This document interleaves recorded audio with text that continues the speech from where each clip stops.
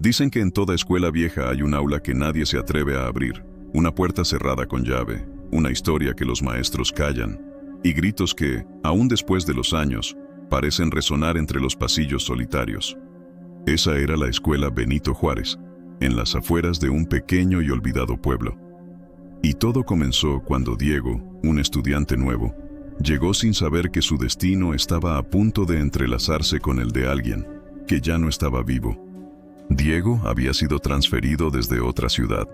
Era un chico reservado, de mirada seria, y su único objetivo era terminar el año escolar sin llamar la atención de nadie. Quería pasar desapercibido, hacer sus deberes y volver a casa. Pero desde el primer día que puso un pie en esa escuela, algo lo inquietó profundamente. No fue un profesor estricto ni un compañero molesto, sino algo mucho más antiguo y silencioso. Era el aula 7, al fondo del pasillo principal. Mientras los demás salones bullían de vida, este permanecía mudo, clausurado con cadenas gruesas y oxidadas. Sobre la puerta, un cartel de madera, casi borrado por el tiempo, advertía con letras apenas legibles: prohibido entrar. La advertencia no parecía una simple regla escolar, se sentía como una súplica desesperada. Con una curiosidad que no pudo reprimir, Diego se acercó a su compañero de pupitre, un chico local llamado Luis, y le preguntó en voz baja para no ser escuchado: ¿qué hay ahí adentro? ¿Por qué está cerrada así? Luis palideció al instante. Se inclinó hacia Diego, bajando la voz hasta convertirla en un susurro tembloroso. Ahí fue donde pasó lo de Carolina. El nombre flotó en el aire, cargado de un peso que Diego no comprendió del todo. No quiso insistir, la mirada de Luis se lo impidió. Pero esa noche, el misterio se coló en sus sueños. Vio una niña, de pie frente a esa misma puerta, golpeando la madera con sus pequeños puños, una y otra vez, como si pidiera ayuda con una urgencia que helaba la sangre. Una semana después, la curiosidad de Diego seguía intacta. Durante la clase de historia, mientras el profesor hablaba de eventos nacionales, mencionó de pasada el año 1998. En ese momento, Luis, a su lado, murmuró casi para sí mismo, pero lo suficientemente alto para que Diego lo oyera: el año del incendio. Las piezas empezaron a encajar de una forma siniestra. Esa misma tarde, impulsado por una necesidad que ya no podía ignorar, Diego se dirigió a la biblioteca de la escuela. Era un lugar polvoriento, silencioso, donde los libros viejos parecían guardar secretos entre sus páginas. Tras buscar en los archivos del periódico local, encontró una nota amarillenta y frágil que parecía a punto de desmoronarse.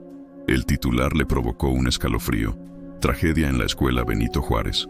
Una alumna muere calcinada tras quedar atrapada en el aula 7. La causa del incendio, desconocida. El artículo era breve, pero los detalles eran devastadores. Junto al texto había una fotografía borrosa, de mala calidad, que mostraba a una niña sonriente. Diego sintió que el aire le faltaba. Era ella. Era la misma niña de su sueño, Carolina Méndez. La niña que golpeaba la puerta desesperadamente. Esa noche, el misterio del aula 7 se negó a dejarlo en paz. Mientras terminaba un proyecto escolar en su computadora portátil, pasada la medianoche, Diego levantó la vista y miró por la ventana de su habitación. Su casa tenía vista directa a la escuela, que a esa hora era solo una silueta oscura contra el cielo nocturno. Pero algo no estaba bien. Una luz parpadeaba débilmente en la distancia. Al principio, pensó que era la linterna de un guardia de seguridad haciendo su ronda. Pero enfocó la mirada y su corazón se detuvo. La luz no provenía de las oficinas ni de los pasillos.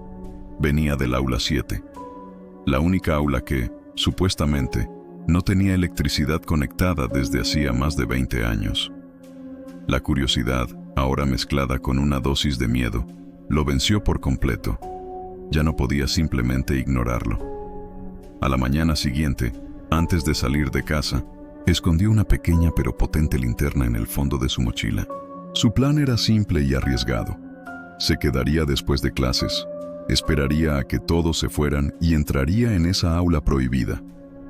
A las 6:30 de la tarde, la escuela era un laberinto de sombras y silencio. Los pasillos, antes llenos de risas y carreras, ahora estaban desiertos. El silencio era tan pesado tan absoluto que Diego podía escuchar el latido de su propio corazón retumbando en sus oídos. Se paró frente al aula 7. Las cadenas oxidadas parecían más intimidantes que nunca. Sacó una barra metálica que había tomado del taller de la escuela y con un esfuerzo considerable forzó el candado. Con un chasquido seco y metálico que resonó en todo el pasillo, la cerradura cedió. Empujó la puerta. El aire que salió del interior era helado y denso, y olía a madera quemada y a tiempo estancado. Encendió su linterna. El haz de luz reveló una escena congelada en el pasado. Los pupitres seguían allí, pero estaban calcinados a medias, como esqueletos oscuros en la penumbra.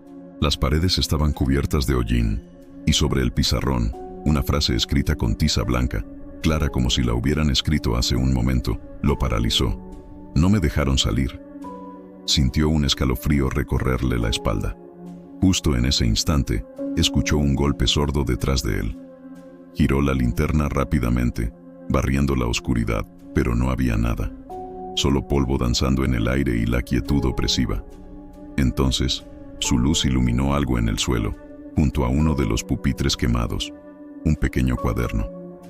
Con manos temblorosas, lo recogió. Al abrirlo, vio la caligrafía infantil y pulcra de una niña. En la primera página, un mensaje lo esperaba. Si estás leyendo esto, por favor, no te vayas. Necesito que me encuentres. Apenas terminó de leer, el ambiente del aula comenzó a cambiar drásticamente. El aire frío se calentó de repente, volviéndose sofocante. El suelo bajo sus pies tembló levemente, como si el edificio entero estuviera despertando. Las ventanas, cubiertas de mugre, comenzaron a empañarse desde adentro, como si alguien estuviera respirando sobre ellas. Y del pizarrón, donde estaba la frase, empezó a emanar un humo denso y oscuro. El pánico se apoderó de Diego. Corrió hacia la puerta, pero ésta no se movía.